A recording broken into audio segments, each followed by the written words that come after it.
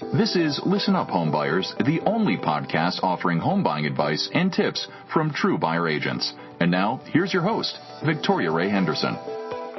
Hello and welcome to the first episode of Listen Up Homebuyers. I'm excited to introduce my first guest for the podcast.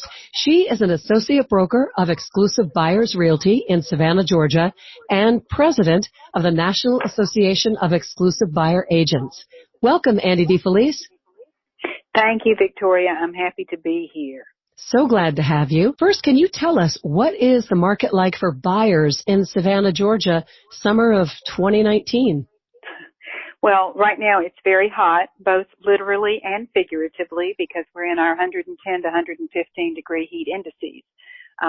Other than that, we are coming off of what I would say is a relatively strong seller's market down to not so much a buyer's market as more of a leveling market. I think sellers are getting fair prices for their houses and buyers are paying fair prices. We have decent inventory in certain parts of our market, limited inventory, of course, in those normally very hot neighborhoods in our market. But it's a good time to be a buyer in Savannah. Interest rates are low. They've rewritten the flood map, so a lot of the properties that were unobtainable because of the flood zones last year are now obtainable for buyers in our market. That's interesting. Because of where you are, I guess that flood zone map is very, very important, becomes a big part of the whole buying process. Absolutely. We had several houses last year that buyers literally could not afford because their monthly flood insurance premium was $200 to $300 to $400 a month. And when FEMA rewrote the maps in August of 2018, a lot of those properties that were in required flood zones, meaning the lender required you carry insurance, came out of those required flood zones. So we still highly recommend that our buyers purchase flood insurance. But if you're not in one of the lender required areas, it's less than $500 a year for the policy. So that's good. It had a huge impact on our market. So I know Savannah, it's very unique. I'm from the Washington, D.C. area, so we have new construction. We have some very old construction as well, particularly older condo buildings in the district. What is the housing like in Savannah? Well, it depends on where you want to be. So Savannah's surrounded by water on three sides. So all of our new construction is pretty much on our west side of the county, which is the only place there's still dirt that you can build new construction on. So that area of our market that's known as Pooler, Georgia, or West Chatham, is booming right now. We've had a significant growth in that area over the past 3 to 5 years. It was destined to become what it is today back in 2007, 2008 when the economy took a turn. It stopped.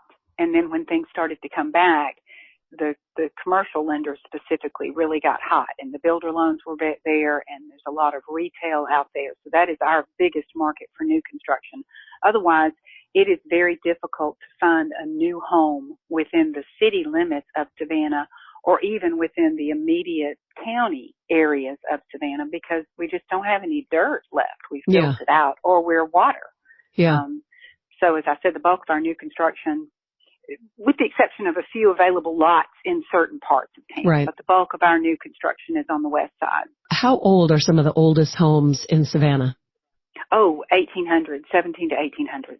Very cool. Some of the very, very old ones. They are very cool.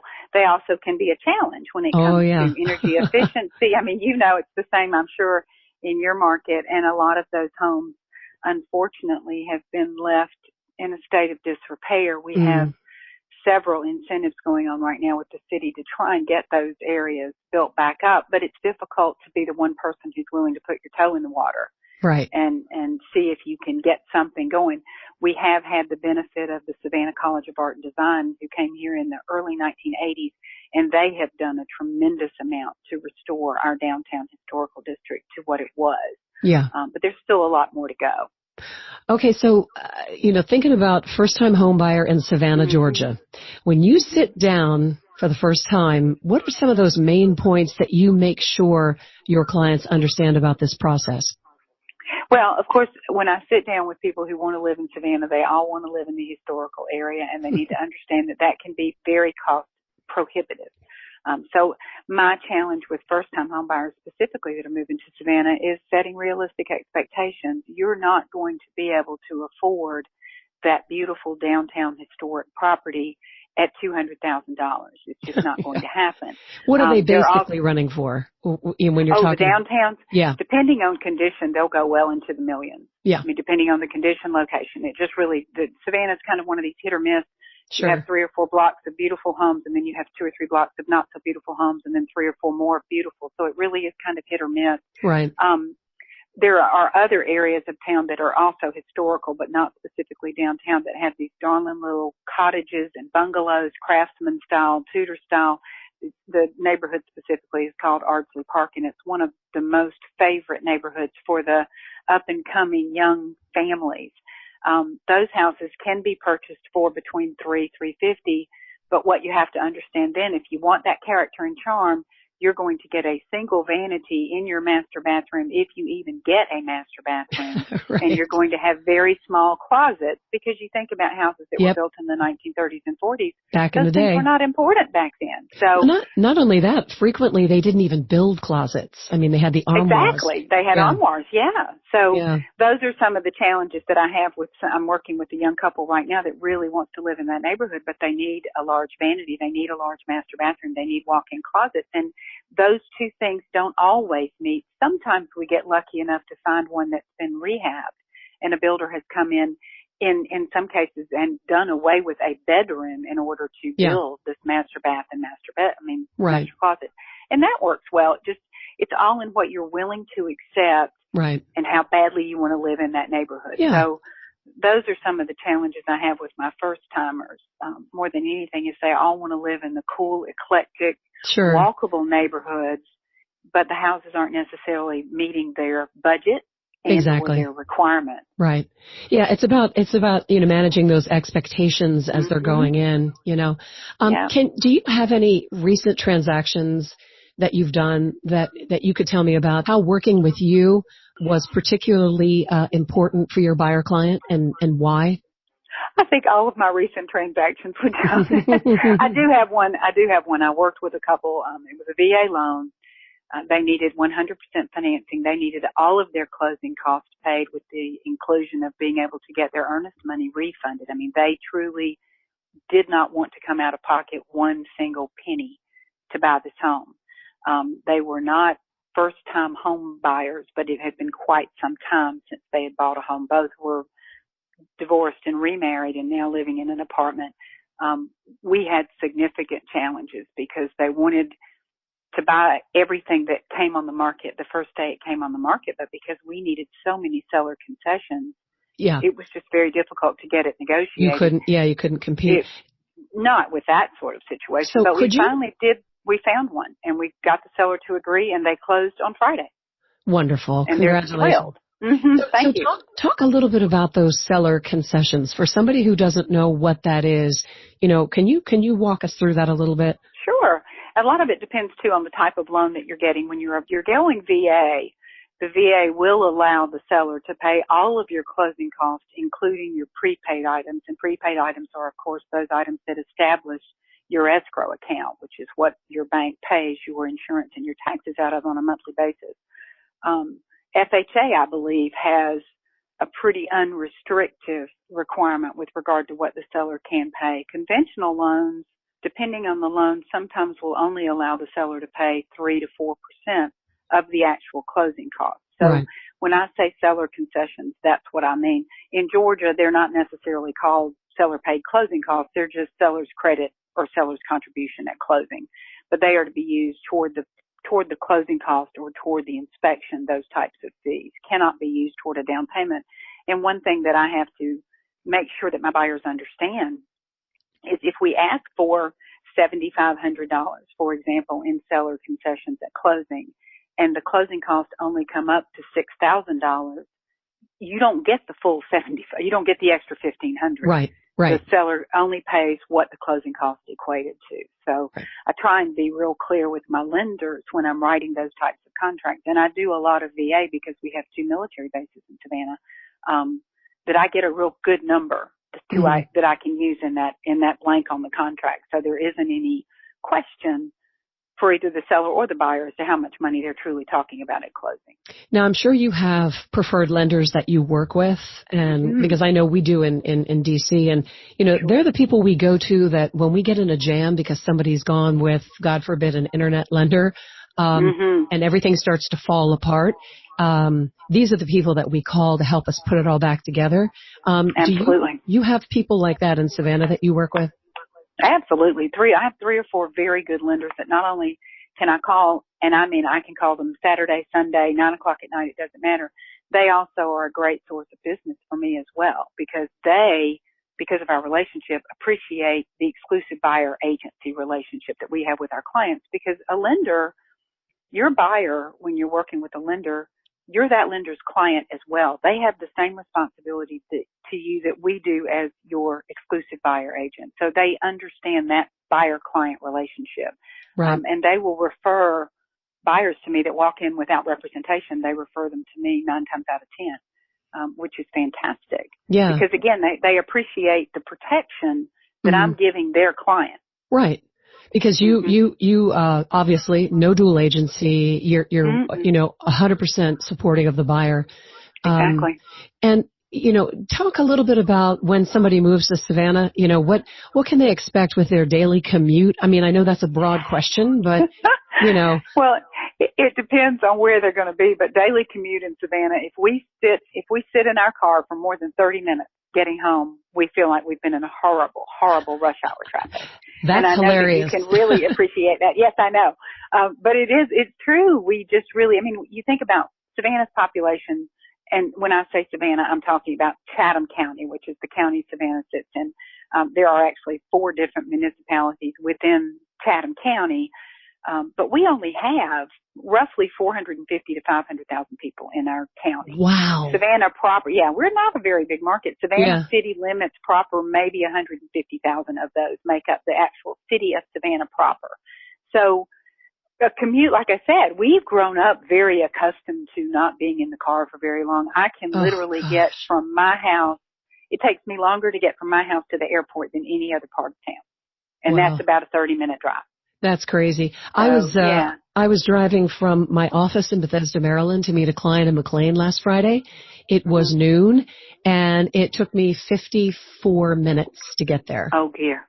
Oh, yeah. And then on the way back, it was a little longer because, it was 3 o'clock, and that's when our rush hour starts. If you're in the west side of town, our largest employer is Gulfstream Aerospace, and they're in the west side in that Pooler area I was discussing earlier where all the new construction is. If you happen to be in that area when their shifts get off, when their main shift gets off at 3:30, then you could get stuck for maybe 45 minutes, depending. But that's you just know to time it that way. Right. So, commutes are not as important to my buyers as school districts because Chatham County Public Schools need some improvement. So school districts can be a challenge. I have a lot of doctor clients that need to be within 15 to 20 minutes of the hospital. So I have to be very careful where I put them. But otherwise, commutes are not one of the biggest priorities that I have with my clients. It's mainly schools. It's proximity to downtown. It's proximity to the walkable neighborhoods that we have because we have some wonderful ones. And it's proximity to the water. If you live in Savannah, Georgia, you need to have a boat and you need to be close to the water. It's almost a request. It's so beautiful. It's a lovely town. Yeah. I was watching Baywatch. I don't know, maybe it was a couple of years ago. And, I'm kind of a fan of The Rock, I'll admit it. But anyway, so there he is, running on the beach. And then I saw that it was filmed in Tybee Island. That's right. That's our beach. So Tybee Island is about 15 minutes east of downtown Savannah. Yeah. Now there you will have an hour in the car. If you're going out to Tybee on a pretty Saturday morning, you and everybody else, you will, it's a 2-lane causeway. So you will be in your car for a bit, but it's wonderful once you get out there. It's become kind of a film mecca lately. Forrest Gump was of course filmed here. Midnight in the Garden of Good and Evil was not only written in Savannah, but they also made the movie here. Bagger Vance was made here. There's a movie called Tin Cup that was made here. And we can claim the fame of SpongeBob SquarePants. Yay.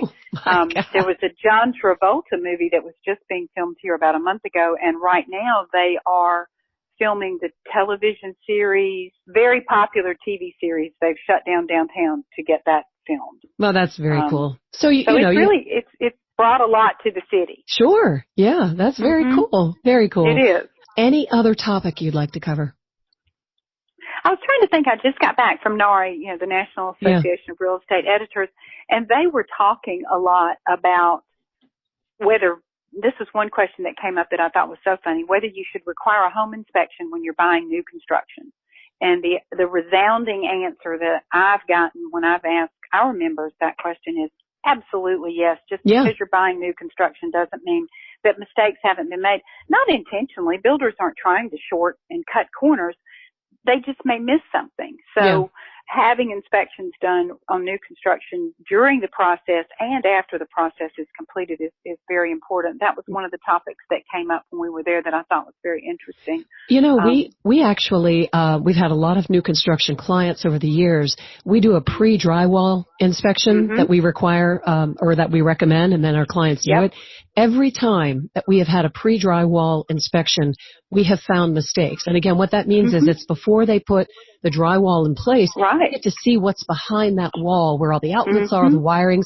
Inevitably, somebody, some second tier person who came through to do whatever their job was, whether it was wiring or HVAC, they've done something that needs to be double checked. So exactly. I agree 100%. You've got to check that out before you make the biggest purchase of your life. Yeah, I thought so too, and I appreciated the fact that the journalists were asking those questions, because it makes me know that they're thinking about the buyer's protection as well.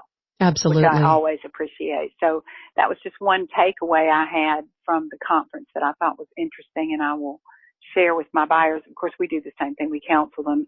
You hate it. You don't hate it. It's actually the job of the inspector. But I've had buyers, after we've had a home inspection done in new construction and they didn't find anything, we're like, well, they went $350 down the toilet. I said, right. It was an education. I mean, any inspection, and that's what I counsel my buyers on when we're talking about the home inspection, be it new construction, be it existing construction. The role of the home inspector is to identify material defects. There's a definition of material defects. It's not every little nick in the wall or an outlet that might not work correctly. You've got to be real clear on what your inspector's role is so that you don't go in there, thank you HGTV, thinking that you're going to walk away with a $50,000 credit because of all these things that are wrong with the house. Yeah, That's something that, because I've had buyers literally say to me, well, after the inspection, we can come back and renegotiate the price. And I said, no, not necessarily. The inspection, the purpose of the inspection is to identify these defects and then give the seller the right to correct them. We can't go in and demand that the seller give us a monetary credit right off the bat. Right. We can certainly say we would accept that in lieu of repairs, but then you've got to make sure you're getting the right kind of credit to correct the repairs. And that's where that home inspector's expertise comes in handy.